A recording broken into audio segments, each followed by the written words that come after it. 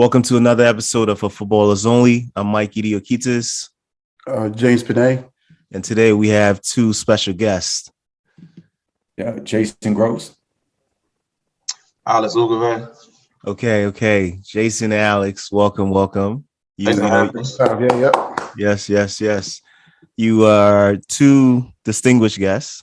You've been on before individually, but now, we have you both as a combo. And for those who, I don't know, they may have been under a rock or whatever it is, so they don't really know what's going on as it pertains to, youth development and football in DMV. So let's start with you, Jason. Just provide a brief overview of, who Jason Gross is as it pertains to football. Yeah, currently I'm serving as a senior program director for DC Scores, so overseeing all soccer and operations in that space. Also serve as the head coach at Trinity Washington University on the women's side. So we do football there at the NCAA level here in DC. And then we have our two club teams that we work with, currently building our City Sporting Club to launch in fall of 2022. But Alex we share sort of similar backgrounds. We grew up here in DC, started at Takoma with, I think Alex may have had a different coach.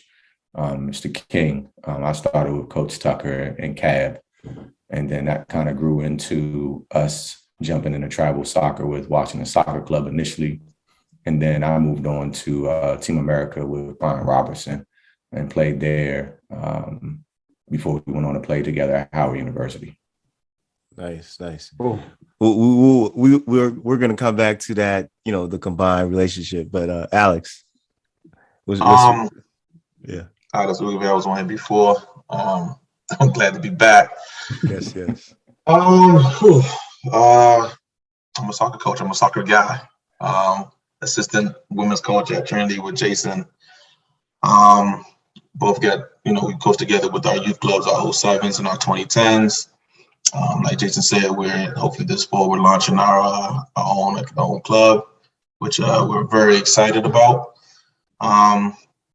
I started back in the second grade. Coach Tucker, wife Miss Tucker, passed out a permission slip, and because of that piece of paper right there, I played soccer. So Coach Tucker was my first coach. Then I moved over to Takoma with Mr. King. Then went back and forth with Tucker and Mr. King. Ended up playing with the Washington Rangers with Kenny Thompson. I'm sure you guys know Kenny Thompson is a real big name, respected name over in Bermuda. From there, went up to Bethesda, Graham Ramsey. I know a lot of people know who Graham Ramsey is. Ended up going to Dale Wilson to end up playing at Howard again with Coach Tucker. Had a brief little stint playing pro. Now I'm just giving back to the community. Nice. All right.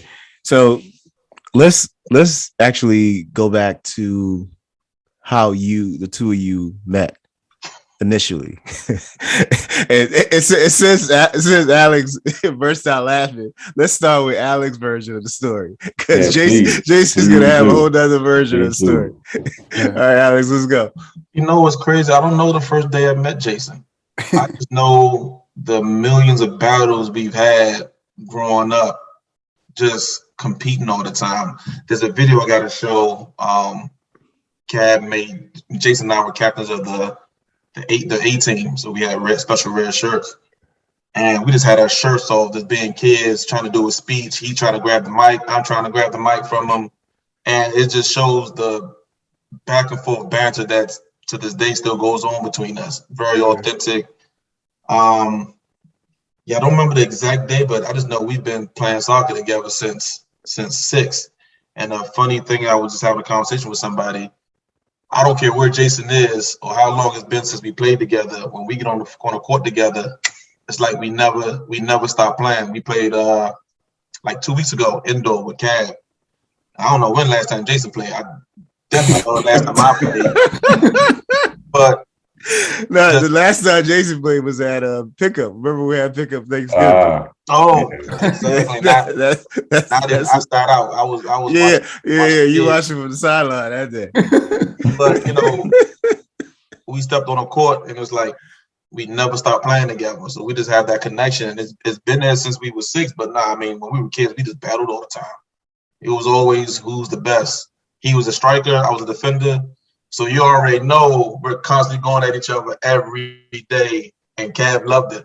Jason going against Alex. And one of the funniest stories is I remember Jason beat me with a skill.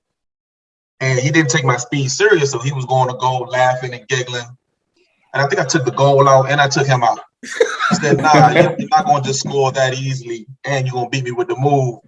And I think from that moment on, we kind of got mutual respect. If he's going one-on-one against me, I'm not playing around because I know he's coming to embarrass me and I'm coming to stop him. So even at Howard, we were the same way. So it's always been that mutual respect between Jason and I respect his footballing brain. One thing I always tell him in private, I should say it out in public, I appreciate everything he's taught me in like a year and a half. He don't even know it. You know what I mean? It's the little things he's done that I'm picking up, like it made me a better person, a better coach. So I want to give you flowers, brother. I appreciate it. Nice.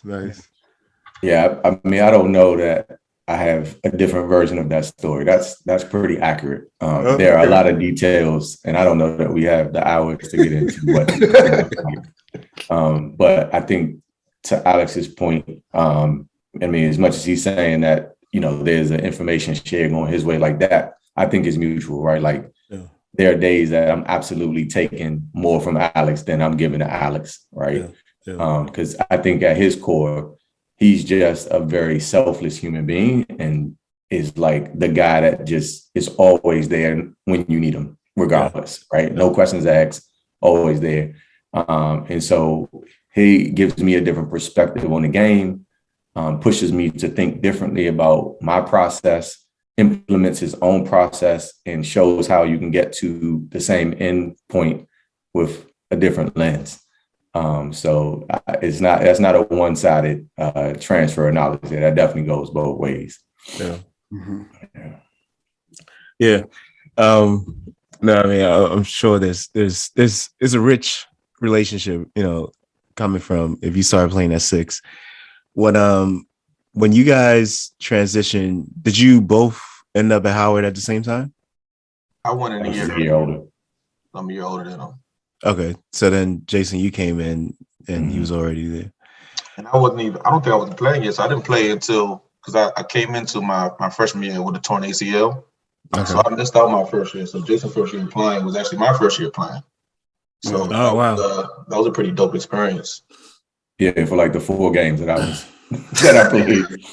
I tore my meniscus a couple of games into the season. So I think we had just come back from playing DCU and Richmond, I think, down in like a little tournament early in the season. We came back, we were playing a game and ended up getting hurt, and I was out for the rest of that year. So Alex, were you the influence on Jason to go to Howard?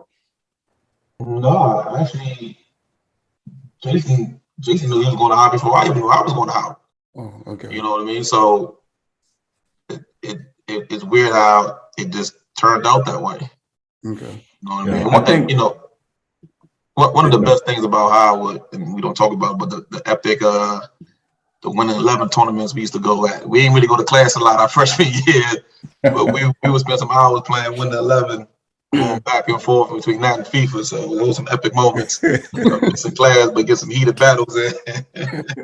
At the 50-yard line, at Howard, one of the best dorms, best views ever.